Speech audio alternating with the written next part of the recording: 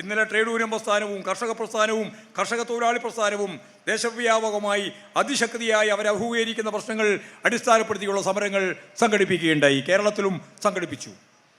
രാജ്യവ്യാപകമായിട്ട് ഉയർന്നു വരണം. മതനിരപേക്ഷ രാഷ്ട്രത്തെ ഒരു മതരാഷ്ട്രമാക്കാനാണ് ഇവിടെ ശ്രമം.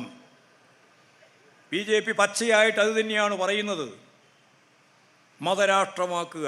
ഇപ്പോൾ ഭൂരിപക്ഷം അവർക്കില്ല, 2% വോട്ടിൻ്റെ വ്യത്യാസം മാത്രമേ ഉള്ളൂ.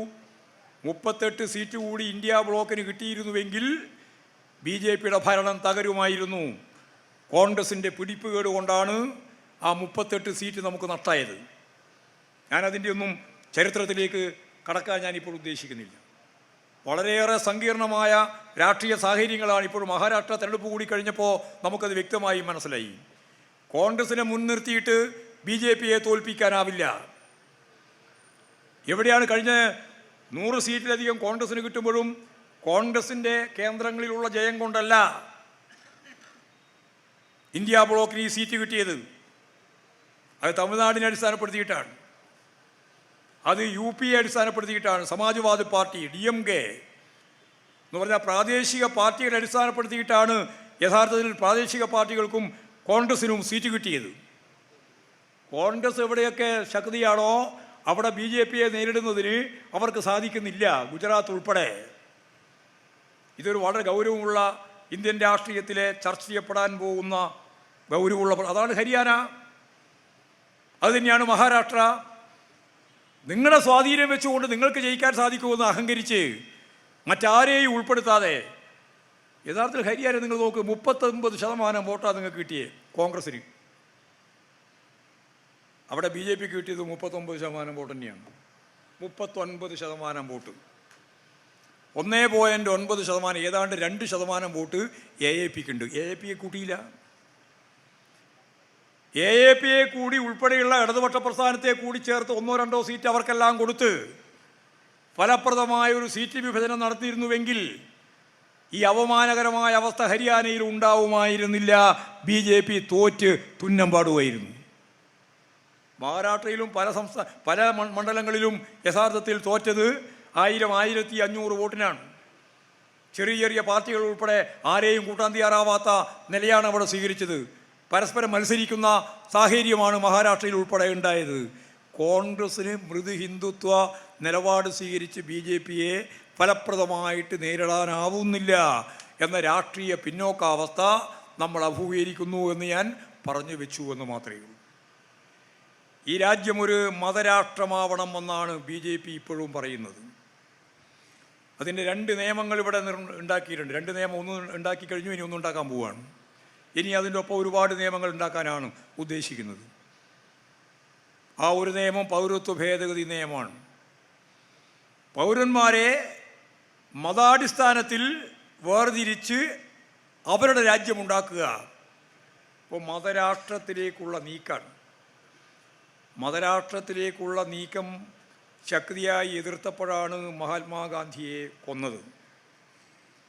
1947 ആഗസ്റ്റ് 15 സ്വാതന്ത്ര്യം കിട്ടിയതിന് ശേഷം ഇന്ത്യ കണ്ട ഏറ്റവും ഉജ്ജ്വലനായ രാഷ്ട്രപിതാവെന്ന് നമ്മൾ പേര് നൽകിയ മഹാത്മാഗാന്ധിയെ ബ്രിട്ടീഷുകാർ നല്ലതുപോലെ സംരക്ഷിച്ചു. സ്വാതന്ത്ര്യം കിട്ടി ജവഹർലാൽ നെഹ്റു ഇന്ത്യൻ പ്രധാനമന്ത്രിയായിട്ട് മാസങ്ങൾ കഴിഞ്ഞപ്പോൾ മഹാത്മാഗാന്ധിയെ കൊന്നു. മഹാത്മാഗാന്ധിയെ കൊന്നത് ബ്രിട്ടീഷുകാരല്ല, ബ്രിട്ടീഷ് സാമ്രാജ്യത്വത്തിൻ്റെ ഭാഗമായിട്ടുമല്ല. ബ്രിട്ടീഷുകാർ പോയതിന് ശേഷം, ഇന്ത്യക്ക് സ്വാതന്ത്ര്യം കിട്ടിയതിന് ശേഷം ഡൽഹിയിൽ വിളിച്ചു ചേർത്ത വലിയ ഒരു RSS സമ്മേളനത്തിൽ, പ്രചാരകരുടെ സമ്മേളനം, 2000-ലധികം ആളുകൾ പങ്കെടുത്ത സമ്മേളനം, ഗോൾവാൾക്കറാണ് ഉദ്ഘാടനം. ഗോൾവാൾക്കർ നിങ്ങൾക്കറിയാം, RSSൻ്റെ പ്രത്യശാസ്ത്രക്കാരനാണ്. അദ്ദേഹമാണ് പ്രസംഗം, ആ സമ്മേളനത്തിൻ്റെ ഉദ്ഘാടകൻ. സർവവും അയാൾ തന്നെയാണ്. അദ്ദേഹം പ്രസംഗിച്ചു. ഈ ഗാന്ധി, പരമപുച്ഛത്തോടെ ഗാന്ധി, മഹാത്മാവുമില്ല, നേരത്തെ പറഞ്ഞ രാഷ്ട്രപിതാവുമില്ല, ഒരു സ്ത്രീ പോലുമില്ല. ഈ ഗാന്ധി പരമപുച്ഛം. മുസ്ലിങ്ങൾക്ക് മുസ്ലിം ദേശീയതയുടെ ഭാഗമായി ഒരു രാഷ്ട്രം കിട്ടി. മുസ്ലിം ദേശീയത. ഹിന്ദുക്കൾക്ക് ഹിന്ദു ദേശീയതയെ അടിസ്ഥാനപ്പെടുത്തിയിട്ട് ഇന്ത്യ ഹിന്ദു രാജ്യമായില്ല. പക ഗാന്ധിയോടാണ്. എന്നിട്ട് ഇപ്പോഴീ ഗാന്ധി ഇന്ത്യൻ ഖജനാവിൻ്റെ ഭാഗമായിട്ട് ലഭിച്ച പണം പാകിസ്ഥാൻ ഖജനാവിലേക്ക് നൽകണം എന്ന് പറഞ്ഞ് വാശി പിടിച്ച് സത്യാഗ്രഹം കിടക്കുകയാണ് ഗാന്ധി. ആ കരാർ നടപ്പിലാക്കാൻ വേണ്ടിയിട്ടുള്ള സമരമാണ്. എന്നിട്ട് അവസാനിപ്പിച്ചത് ഇങ്ങനെയാണ്: ഈ ഗാന്ധി ഇതേ നിലപാട് തുടർന്നാൽ ഈ ഗാന്ധിയെ പൂർണ്ണമായും നിശബ്ദനാക്കേണ്ടി വരും എന്നാണ് പ്രസംഗം. ഗോൾവാൾക്കറുടെ പ്രസംഗത്തിൻ്റെ വർബാറ്റ നമ്മുടെ കയ്യിലുണ്ട്. ഈ ഗാന്ധിയെ പൂർണ്ണമായും നിശബ്ദനാക്കേണ്ടി വരും എന്നാണ്. എന്താ അതിൻ്റെ മലയാളം? ഞാൻ ഈ പറഞ്ഞതിൻ്റെ അർത്ഥം മനസ്സിലായോ? ഞാൻ പറഞ്ഞതല്ല, ഗോൾവാൾക്കർ പറഞ്ഞതാണ്. നിശബ്ദനാക്കേണ്ടി വരും, കൊല്ലേണ്ടി വരും എന്ന്. ആ പ്രസംഗം നടത്തിയിട്ട് 52ാമത്തെ ദിവസം ഗോഡ്സെ മഹാത്മാഗാന്ധിയെ കൊന്നു. ഒരാശയം മനുഷ്യ മസ്തിഷ്കത്തിലേക്ക് എത്തിച്ചാൽ ഞാൻ സ്ഥിരം പറയുന്നൊരു കാര്യമാണ്. ആശയത്തിന് ദശലക്ഷക്കണക്കിന് മനുഷ്യരുമായി കണ്ണി ചേർക്കാനായാൽ, പരസ്പരം യോജിച്ച് മുന്നോട്ടേക്ക് പോകാനായാൽ, അങ്ങനെയുള്ള ആശയങ്ങളൊന്നും കേവലമായ ആശയമല്ല. അത് പ്രതിപ്രവർത്തിക്കാൻ ശേഷിയുള്ള ഭൗതിക ശക്തിയായിട്ട് മാറുമെന്നുള്ള നിയമം.